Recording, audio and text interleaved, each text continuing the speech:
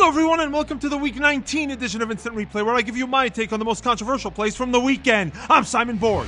We start in Columbus, where the big call came in the 74th minute, and it's the straight red card shown to Crew defender Harrison Afful. Referee Silviu Petrescu made the call, but as we see from the replay, Afful does go in studs up, but he never makes contact with DC's Marcelo Sarvas. He gets all ball, but what I think happens is that the reaction by Sarvas, who's hopping on one leg, suggested that Afful caught him good, and had he made contact, then the red card would have been warranted. But all things considered, if there's a player who was deserving of a red here, in my opinion, it's Sarvas for sending his cleats into Afful. The 10-man Crew SC eventually concede a late equalizer, and it finishes 1-1 at Mafre. But here's the good news for Columbus fans. An independent appeal panel rescinded the suspension, and Afful will be their next match. Next up, Colorado Sporting Kansas City, and the game was still scoreless in the 61st minute when SKC had what I felt was a strong penalty kick shout. You see, the ball comes into the box, and rapid 6'7" defender Axel Højbjerg wins this header on 5'9" forward Dom Dwyer, but I think he does so by draping his arms over Dwyer and leaning into him. Otherwise, Dwyer wins that ball. I thought that was a penalty. Referee Drew Fisher disagrees and says play on. The other penalty shot in this one, also for Sporting Kansas City, came in the second minute of stoppage time. Down 1-0, it's SKC forward Diego Rubio going down in the box, but in real time, it's impossible to tell what happened in this jumble of humanity. But when we slow it down, you see Rubio gets kicked by defender Jared Watts. That's a penalty to me, folks, but Fisher doesn't call it. To StubHub Center, where referee Mark Geiger had an easy penalty call to make in the 7th minute as Houston defender David Horst commits the handball with an outstretched arm. But Robbie Keane wastes the opportunity by sending the penalty wide. So it remained 0-0 until Steven Gerrard's goal in the 66th minute. But Tyler Fisher on Twitter wonders whether there might have been a Keane offside on that play. So we freeze-framed it here, and although it's really tight, I think based on the different shades of grass, it looks like Keane may have in fact been off. LA Galaxy fans were screaming for a second penalty in the 71st minute when Williams shoulders Jossie Zardes off the ball. No whistle from Geiger, but I'm not buying the shoulder-to-shoulder argument, and here's why. I think Williams is playing the man, not the ball. That's a penalty to me. Two more penalty shots to look at, these two from Toyota Stadium, where Chicago's Michael DeLeo took a tumble in the box in the 30th minute.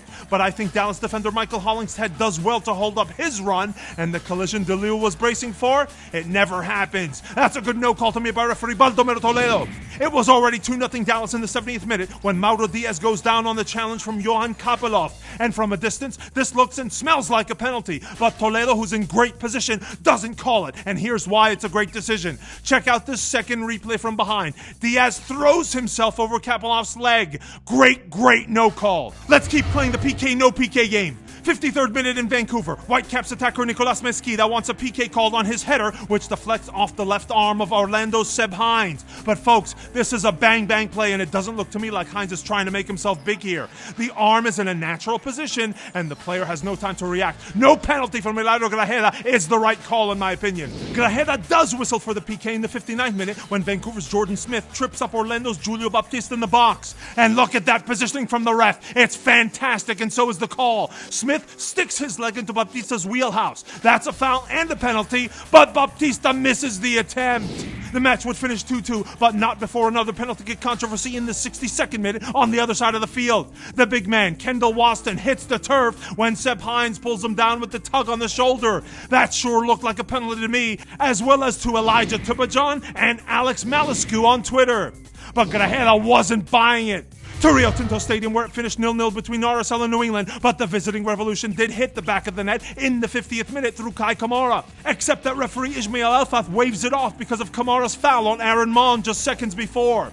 I absolutely agree with the call. You see from the replays that Kamara clearly trips up Mon, and Elfath is in great position to see it. The only issue there is the 3-second delay in making the call by Elfath. We only hear the whistle after Kamara scores. Should Kamara have seen red in this game? That's what Liam Reed on Twitter argues on this play in the 72nd minute. But Kamara's not leading with the elbow when he throws his arm in front of Luke Mulholland's face. I thought yellow was the right call by Elfath. Now compare that Kamara arm to the face punished with a yellow to the Ilsinho arm to the face that earned him a red card. Here's the big difference. Referee Alan Kelly in Philly ruled that Ilsinho's offense qualified as, quote, violent conduct, and it came just as Kelly was whistling the foul on Connor Lade. In my book, it's retaliation, so I'm fine with the straight red. But even if you don't agree, Ilsinho was sitting on a yellow, so he would have been sent off anyway for a reckless play. By then, the Union had already come from behind to tie the score 2-2, and the goal that opened things up for them came on a penalty as Sal Zizzo yanks Chris Pontius backward in the 65th minute. A play very similar to the Hines hand on Waston's shoulder that went uncalled in Vancouver. I thought it was a PK foul on Waston, and I think it's a PK here too, and CJ Sapong converts. It was a great game of soccer at Talon Energy Stadium, and I think we could have seen more goals via penalty. In the 21st minute, I thought the Red Bulls had a good shot with 2 offenses on 1 play.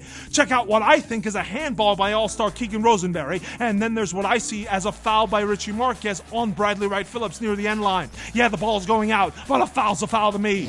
In the 76th minute, the Union had a case for a second PK when Mike Grella is late to challenge a ball and clatters into the Union's Fabian Herbers, right on the edge of the penalty area. No call from Kelly. There's no pretending when you get stomped on by actual studs, and in the case of New York City FC's Andoni Iraola, it happened twice in Montreal, and on both occasions, the offender was none other than Didier Drogba.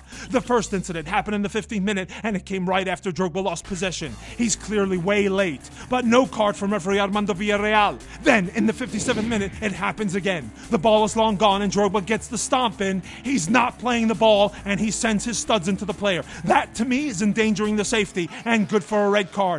But Villarreal keeps his cards in his pocket on that one too. We saw a similar stomp to the Drogba one in San Jose. It's the 41st minute, and after some deliberation, referee Alejandro Mariscal shows a red card to Anibal Godoy for serious foul play on Toronto's Tsubasa Endo. And I agree, a studs into the ankle tackle definitely endangers the safety. And the Quakes had a second man sent off, and this time it's the other Panamaniac, Alberto Quintero, who gets Endo in the 53rd minute. And I absolutely agree. That was straight-legged with the studs exposed. Again, the definition of endangering the safety. And we end with the first Portland-Seattle clash of the season from Providence Park. The match was still scoreless in the 35th minute when Seattle's Nelson Raido Valdez hits the ground after Liam Ridgewell gives him a little off-the-ball shove just as he's about to run into a through ball. Look, you're not allowed to do that. I would have been completely fine with the penalty there, but referee Jaime Marufo doesn't blow the whistle. Seattle may not have been lucky there, but they definitely were just 24 seconds into the second half. Jovan Jones, already sitting on a yellow, takes out Darlington Nagbe like this. I would have been okay with a second yellow for stopping a promising attack, and you figure that's what Portland players wanted here, but no card was coming from Marufo. Kelly Garrett on Twitter believes that Adi should have had his penalty in the 66th minute, and here I felt it was deserved. The other Seattle center back, Chad Marshall, has both hands on Adi, and he looks to shove him to the ground. That's all we have for this week. Thanks to all those who used hashtag Instant Replay on Twitter. We appreciate all the feedback. For our editor, Abner Aceves, I'm Simon Borg. See you next time!